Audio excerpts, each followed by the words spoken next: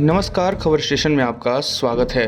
60 के दशक में लोहिया ने कांग्रेस और हिंदुस्तानी वामपंथी के खिलाफ पिछड़ों के आरक्षण की मांग करते हुए नारा दिया, संसोपा ने बांधी गांठ, पिछड़े पावे 100 में से 8। इस नारे की एंट्री विधानसभा चुनाव में हुई। सीएम पद की महत्वाकांक्षा रखने वाले चौधरी चरण सिंह ने इस नारे के सहारे बगावत फूकी और विधानसभा चुनाव में पिछड़ों और किसानों की राजनीति शुरू की। 1951 में पहली बार आम चुनाव के बाद यूपी की पहली विधानसभा का गठन हुआ। उसके बाद से 3 विधानसभा चुनाव में स्थितियां सामान्य रही। तीसरी विधानसभा चुनाव के बाद सीएम चंद्रभानु गुप्ता बने, लेकिन चरण सिंह अंदर ही अंदर नाराज चल रहे। चरण सिंह कांग्रेस के ब्राह्मण, बनिया और ठाकुर समेत उच्च जाति वाले नेतृत्व से असंतुष्ट थे। उन्होंने तत्कालीन सीएम बीबी गुप्ता से यूपी पुलिस में ओबीसी उम्मीदवारों के लिए आरक्षण मांगा। किसानों से वसूले जाने वाले टैक्स में 50% बढ़ोतरी करने पर भी उनकी सरकार से ठन गई। यह वह दौर था जब हरी क्रांति की बातें चला करती थी। पिछड़ी जातियां और खेती करने वाले आर्थिक रूप से मजबूत हो रहे थे। लोहिया ने संसोपा से बांधी गांठ, पिछड़ा पावे 100 में से 8 का नारा दिया। चरण सिंह को लोहिया के इस नारे के बहाने अपनी राजनीति को उड़ान देने का रास्ता मिल गया। चरण सिंह पिछड़ों और किसानों की बात करने लगे। अपनी ही पार्टी कांग्रेस के खिलाफ कई मुद्दों पर खड़े हो गए। पिछड़ों और किसानों में उनका कद बढ़ने लगा। 1967 में चौथा विधानसभा के चुनाव हुए। कांग्रेस की सरकार आई, लेकिन उनकी सीट कम हो गई। इसी तरह सरकार बनी। चरण सिंह सीएम बनने का सपना सजाए हुए थे, लेकिन एक बार फिर से चंद्रभानु गुप्ता को सीएम बना दिया गया। चरण सिंह ने कांग्रेस छोड़ दिया। हालांकि उन्होंने सीएम न बनाए जाने का मुद्दा न उठाते हुए पिछड़ों और किसानों का मुद्दा उठाते हुए पार्टी छोड़ा। उनके पार्टी छोड़ते ही कांग्रेस के 16 अन्य विधायकों ने भी कांग्रेस छोड़ दी और चरण सिंह के साथ आ गए। कांग्रेस की सरकार अल्पमत में आ गई। चंद्रभानु भी सरकार में 14 मार्च 1967 से 2 अप्रैल तक ही रहे। मतलब चंद्रभानु महज 19 दिन के सीएम रहे। उत्तर प्रदेश की राजनीति में पहली विधानसभा थी जो अल्पमत में गिर गई। 3 अप्रैल 1967 में चौधरी चरण सिंह को यूपी का नया सीएम नियुक्त किया गया। वह भी सिर्फ 25 फरवरी 1968 तक महज 328 दिन के सीएम रहे। इसके बाद यूपी में राष्ट्रपति शासन लगा दिया गया था। 1 साल 1 दिन तक राष्ट्रपति शासन रहा और यहाँ फिर से चुनाव हुए और चंद्रभानु गुप्ता फिर सीएम बने।